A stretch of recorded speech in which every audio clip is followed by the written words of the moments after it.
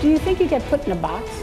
Yeah, a little absolutely, bit. Absolutely. I constantly get asked, especially in the first term, are you more like Laura Bush or are you more like Hillary Clinton? And I'm like, is that it? That's all those are the two choices. And you had that everyone said, that the reporters said, or are you Hillary Clinton or Barbara Bush? That's right. And I always just said, well, I think I'll be Laura Bush. I knew Laura Bush pretty well.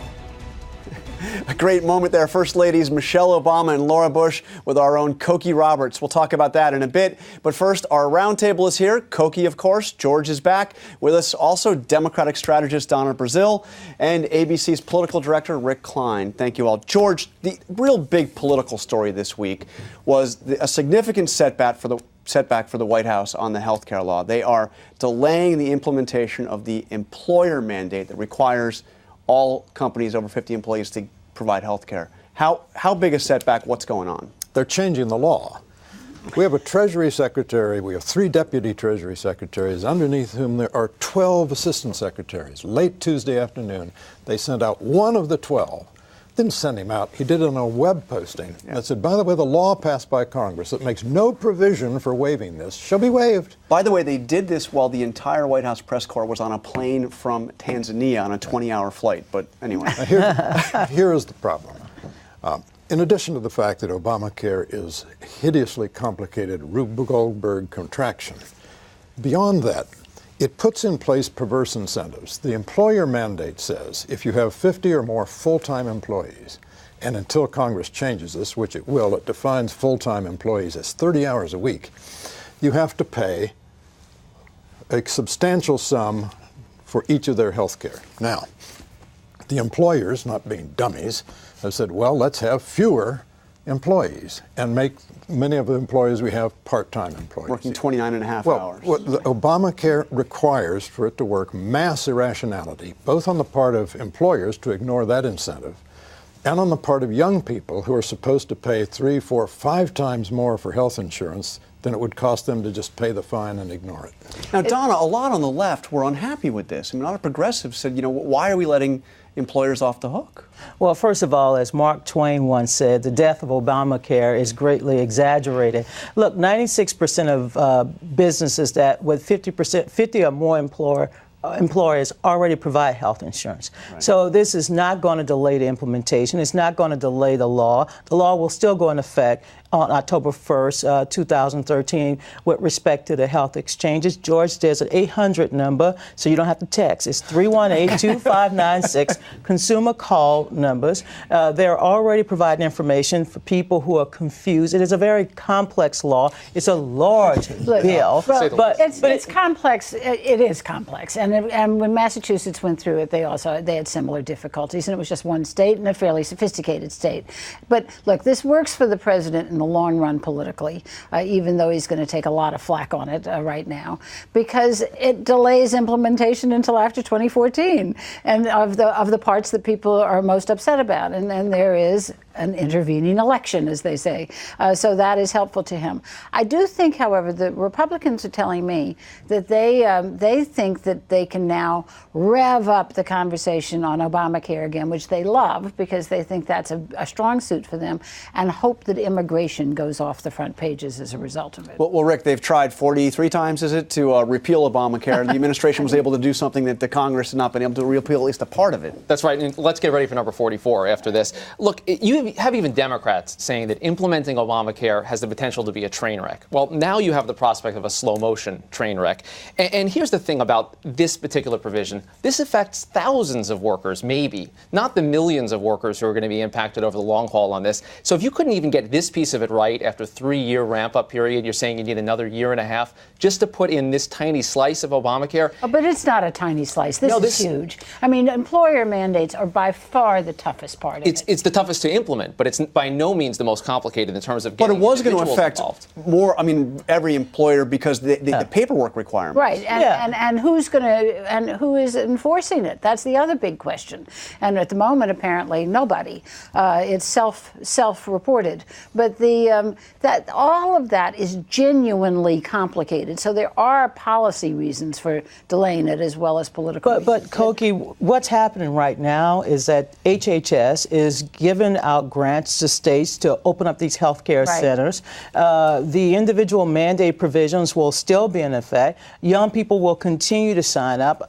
They're learning more about this program. So it's moving, but it's not moving as fast as some people like to see. Both sides George, are going after quickly, women. Young people are not going to sign up if they can do elementary arithmetic, which they can. Second, why not just suspend? If their mama tell them to sign up, they're going to sign up. Why not suspend?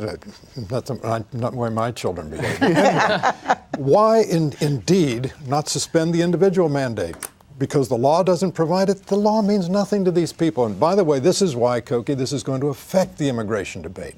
Because the House Republicans are going to say, no matter what we write in the law, this administration will waive any provision it doesn't like. Okay, so let's get to immigration, because we have a big week coming up. And you now seem to have a consensus of virtually the entire Republican establishment that the immigration bill should pass. We heard from President Bush. Scott Walker weighed in on this. Even Jan Brewer out in Arizona is in favor of the Senate bill. But, Rick, it's not going to fly in the House. That's right. The establishment and the House of Representatives are not on the same page on this. There's no question about it. We all know the central question. It's going to come down to Speaker Boehner. Does he want to go against the will of his own conference in the interest of the greater good of the Republican Party, in a policy interest? And ultimately, does he want to sacrifice his speakership on this? And there are a lot of issues that you can foresee John Boehner be willing to go down in flames over. Immigration reform, it's hard to imagine that being on that list. And his argument would be, look, my main job is to hold on to the House of Representatives. And the Republican establishment, whatever that is, does certainly want to hold on to the House of Representatives. Without it, they would be powerless in Washington right now. And so if Boehner's calculation is that the only way that you can do that is to sink this bill if it has legalization in it, then that's what's going to happen. But they're getting pressure from the business community, the Chamber of Commerce, the clergy, evangelicals, and Majority Leader Cantor said that they're going to do a piecemeal approach. They're going to look at what the Homeland Security Committee and Judiciary Committee passed and try to come up with a bigger and better border security They're going to try to package. do everything except for citizenship. But they can. That's right. Now, but tell me, the White House doesn't sign a bill that doesn't have a path to citizenship. Absolutely. In the Senate, Democrats and the Republicans, I mean, we have a bipartisan model that passed in the Senate that the House should take up, but they're not. What the Democrats in the House will do is go after 24 to 25 Republicans to see if they can get them to support a more moderate package and not the extreme package. George, you're shaking your head. The number of Republicans who might lose their seats because they oppose this immigration bill is vanishingly small. It's just not going to happen that way. Furthermore, don't look at July, look at August. 4 Augusts ago, Congress was in the midst of another comprehensive reform, that time of health care. The Republicans went home and the Democrats went home and held town meetings, and uproar broke out. And when they go home this August, the Republicans are going to go to their town hall before meeting. they go home. Well, I don't think Right. July. They're coming. Right. They have a big conference on the 10th, which is just in a couple of days, and they'll decide that then. Cokie, I want to move on to the extraordinary interview you had with First Ladies Michelle Obama and Laura Bush. And I've got to say, these two really genuinely seem to like each other. Take a listen. Tell us why. Why was this important to you to come and have this conversation? It's because I like this woman. So that was a moment. That was quite a nice moment. And it seemed genuine. You wrote the book on First Lady. Well, so what did you literally? So what did you learn? Michelle Obama wanted to be there and have a conversation with Laura Bush. She did not want to make a speech. She could have taken over that conference that the Bushes had set up. It was a First Ladies of Africa summit. And if she had come in and made a speech, she would have gotten all the headlines. And instead, she wanted to have a conversation with Mrs. Bush and just talk about what it's like to be a First Lady and to exercise the power of the First Lady.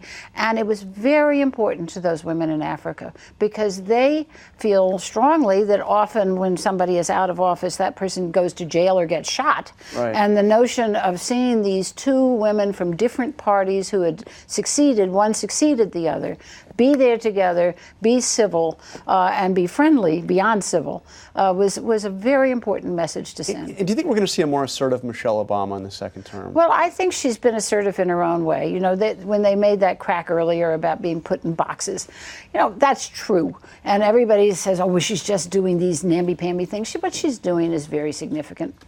All right. Thank you very much. Cokie, Rick, Donna, George, appreciate it.